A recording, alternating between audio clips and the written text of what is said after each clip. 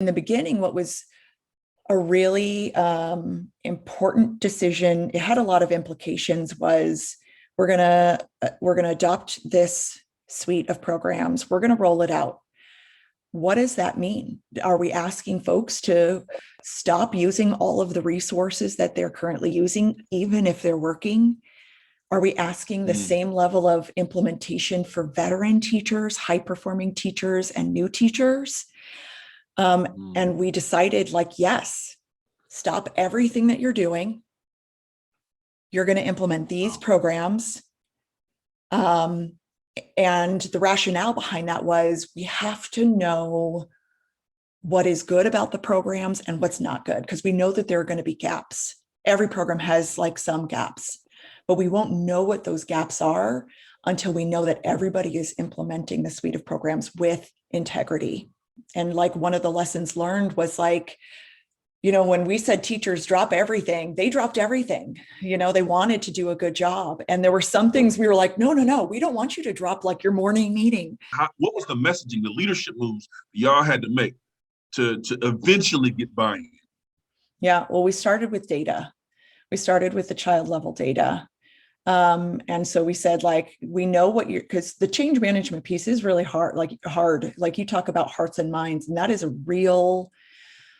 really important thing. And it takes resources and time and energy.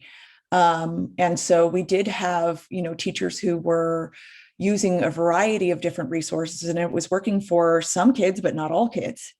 And so that was our leverage point. Like, we need to make sure that we're implementing programs that work for all kids. And we realize, teachers, that you have strengths and that you have you might have an amazing like phonics routine that you do 5 minutes a day. But we want you to pause on that because we want to see how well this is working. And then we'll see like how to bring that back in. But yeah, we started with the data. And I think that's where we need to start is thinking about the impact that it's having on children's literacy. And we had to be ready to like address some curricular issues as they came up. We actually had teachers support us with what are the look-fors.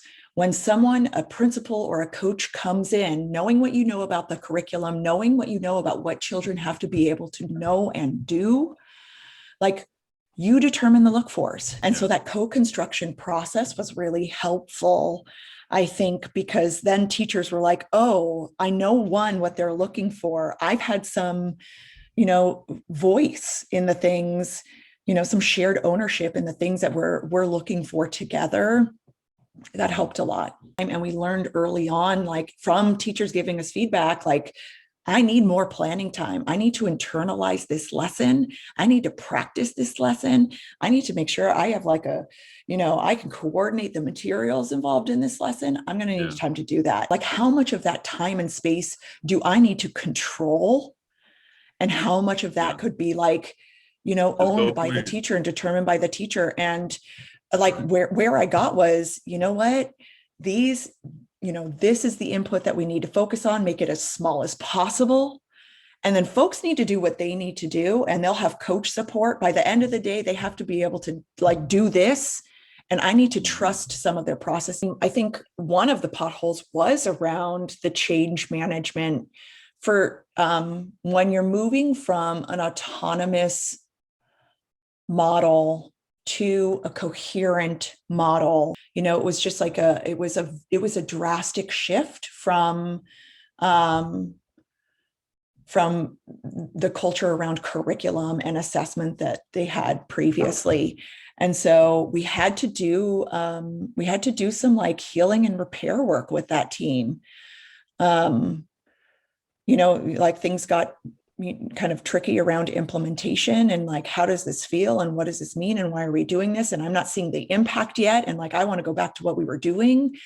So we had to be empathetic. How do you repair if it's not working? If they don't see it working, how do you repair that?